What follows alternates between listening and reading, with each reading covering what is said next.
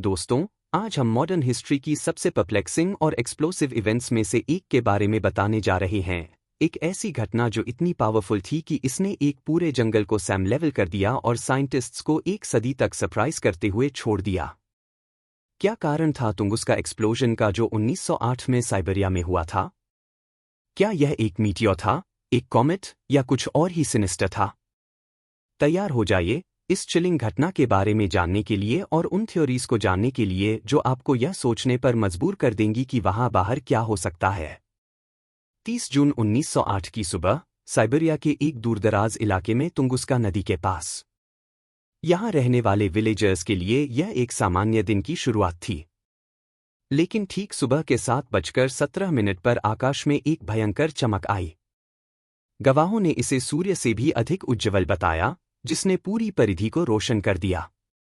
कुछ ही सेकंड्स में एक गूंजती हुई एक्सप्लोजन आवाज ने शांति को चीर दिया। एक्सप्लोजन की पावर की कल्पना करना भी मुश्किल है। अनुमान के मुताबिक 80 मिलियन पेड़ 800 स्क्वायर माइल्स में फ्लैटन मीन्स समतल हो गए। 40 माइल दूर तक लोग अपने पैरों से गिर पड़े। खिड़कियां टूट गईं और शॉकवेव्स हजारों मील दूर महसूस की गईं। कुछ लोगों ने एक श्रृंखला में गूंजती आवाजें सुनी, जैसे किसी तोप के शॉट्स हों। लेकिन सबसे हैरान करने वाली बात यह थी कि जो आया, या फिर कहें जो नहीं आया, वह था कोई क्रेटर नहीं मिला। अन्य बड़े एक्सप्लोजन्स की तरह कोई ऑब्वियस इम्पैक्ट साइट नहीं थी, न ही जमीन में कोई जलता हुआ गड्ढा या मलबा। जैसे वह विनाशकारी शक्ति कहीं से आकर प्रकट हुई थी और अचानक गायब हो गई। दशकों तक साइंटिस्ट्स एंड एक्सप्लोरर्स ने उत्तरों की खोज की। पहली ऑफिशियल एक्सपीडिशन 1927 में ही साइट पर पहुंचा, जो घटना के 19 साल बाद था। सोवियत साइंटिस्ट लियोनिड कुलिक के लीडिंग में टीम को यह उम्मीद थी कि वे एक मीटियोराइट के अवशेष पाएंगे। लेकिन जो उन्होंने पाया, उसने केवल रहस्य को और गहरा कर दिया।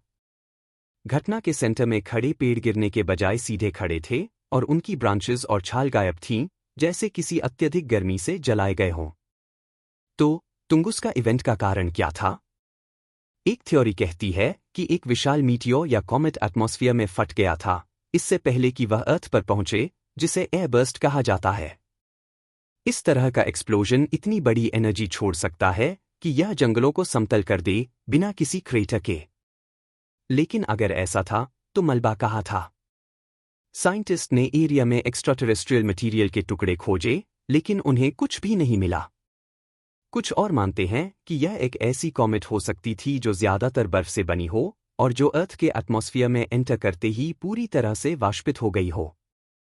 यह क्रेटर या ठोस अवशेषों की कमी को समझा सकता है।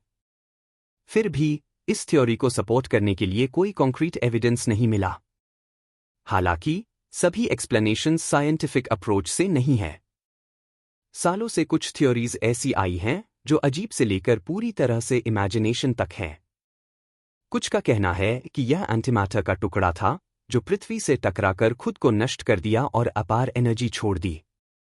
अन्य का कहना है कि यह एक एलियन स्पेसक्राफ्ट था जो हमारे एटमॉस्फेयर में फट गया, या फिर यह एक एक्सपेरिमेंटल वेपन था जो शायद न्यूक्लियर टेक्नोलॉजी का एक प्रारंभिक रूप था।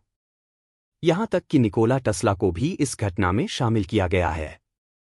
कुछ कॉन्स्पिरेसी थ्योरिस्ट्स मानते हैं कि यह एक्सप्लोजन टेस्ला के वायरलेस एनर्जी ट्रांसमिशन के एक्सपेरिमेंट के परिणामस्वरूप हुआ था, उसकी फेमस डेथ रे के कारण। लेकिन ऐसे क्लेम्स का सपोर्ट करने के लिए कोई कॉन्क्रीट एविडेंस नहीं है। इन रीसेंट ईयर्स साइंटिस्ट्स ने मॉडर्न टेक्नोलॉजी का यूज करके तुंगुस्का इवेंट पर फिर से रिसर्च किया है।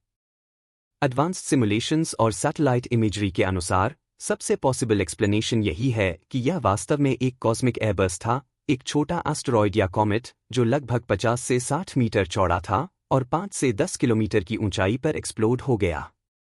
उस एक्सप्लोजन से जो एनर्जी रिलीज हुई, वह 15 मेगाटन्स TNT के बराबर थी, जो तुंगुस्का में देखी गई तबाही का कारण बनी।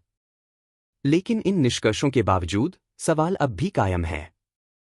ऐसा क्यों नहीं हुआ है कोई समान घटना आजकल, जब हमारे पास इक्विपमेंट्स और सैटेलाइट्स हैं जो इसे डिटेक्ट कर सकते हैं?